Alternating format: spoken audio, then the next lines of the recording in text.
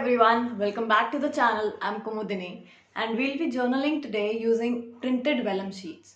And to those who have subscribed to the Kimmy's Corner journaling box, there are ideas to use all the vellum prints towards the end, towards the end and let's enjoy. So these vellum sheets were a part of the Kimmy's Corner journaling box and this is the vellum sheet that I'll be using.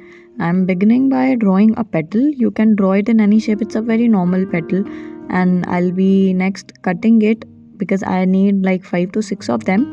For safe side, I'm cutting 6 of them. I'm folding it. This extra strip I'll save for later. We can use it in this spread or another spread altogether. Now just fold it and you can measure it from here itself how many petals you'll be getting in the end. So the idea is not to use the vellum sheet exactly as it is, as in you don't have to use it square, you don't have to give it any particular rectangle or some kind of shape. You can make objects from it and flowers somehow look very good in it, especially because these are printed and in floral prints. So just use those sheets to make anything, any shape, and try arranging things before you give it a final go. And I think only 5 petals would do. I can paste them and I'll get a good flower. Rest is up to you. You can always experiment. You can maybe paste them a little close together.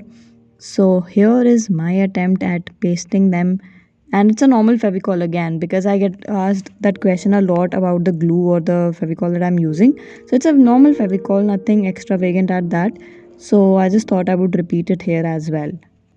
I hope you are doing it alongside me, and if you are, do let me know in the comments. Do tell me what you made out of it, or do send me a message on Instagram also so that I can know what you have created with the material that you got in the subscription box. Next, I am pasting a stone that again was a part of the subscription box itself, although it's a star shape, but not worry about the shape so much because it looks good.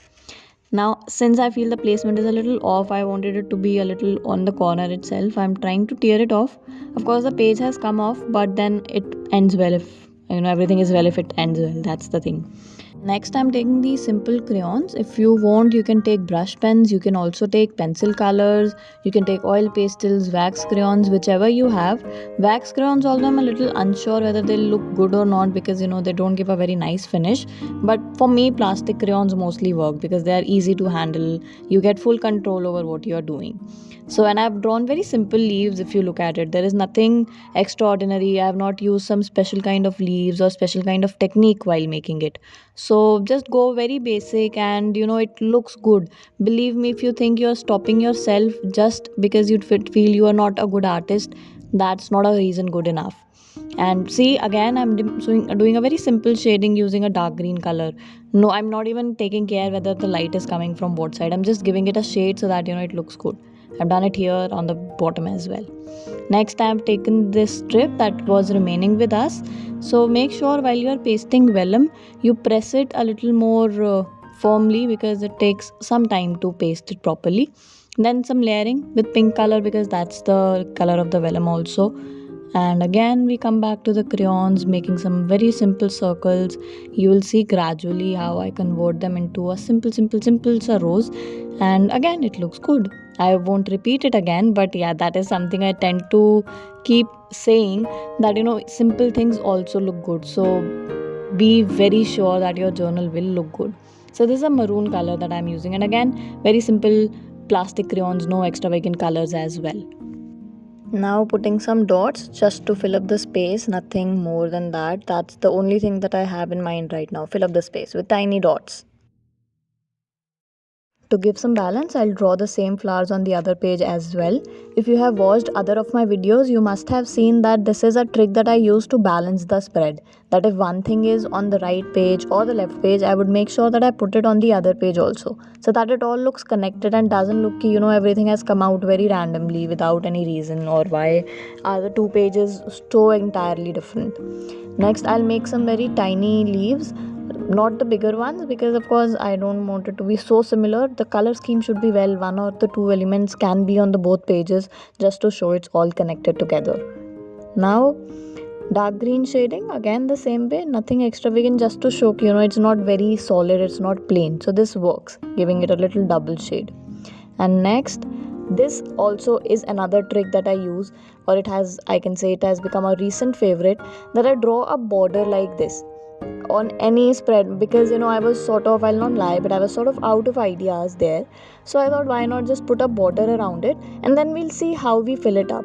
You don't have to have it planned all together right in the beginning. So just go with this flow itself, and you will get the hang of things. You'll know how to fill it up later. Now, since I see that pink strip is empty, and of course, there is nothing that words cannot fill, no space that words cannot fill, whether it be for humans or on a journal. I know that's deep. So, yeah, just writing some very random thought that I just had. When it comes to writing in a journal, you don't have to keep sitting and thinking, what should I put down? Just go with whatever comes in your head, and the main thing that you should have in mind is, I have to fill the space, and somehow you'll realize you'll come up with really nice lines. Like here I drew three dots, that was mainly because to fill up the space. And again, coming back to writing, going with very random thoughts that I have in my mind. Of course, I'm not writing that fast, it's just that I have forwarded the video, I have increased the speed of it. So, and I'm using two colors just to give the balance, and I haven't used any other color because this is the main theme of the spread, so I didn't want to crowd it with a lot of colors altogether. So just two colors to begin with. Now coming back to these vellum sheets that were there in the subscription boxes. So you see there are different. So when you look at it, if you see, this is a pink paper, right? If I place it simply on a white background, this is how it looks. We have used it in the spread also. But if I take a pink paper below it and I paste it, this is the outcome. It looks entirely different. So you can use a layer beneath that. Samely for purple, you can use blue. You can even use purple itself. You can use black or maybe some other color like that. And you can cover the whole space or a shape also, not necessarily a strip itself. For you can use green, just play with the colors, that's it. You can play with shapes also, do not get restricted to one shape also. But if you look at this one, this is sort of a window. So if there is something in between below this window, it will look good. It can be something like this bee. So you see, when I place it underneath, it's a complete different look altogether. So these were some ideas that you can play around with all these papers that you see here. So happy experimenting and happy journaling. I hope all these ideas will be experimented with you and you'll come up with a lot more of yours. Do tag me and let me know how you like them.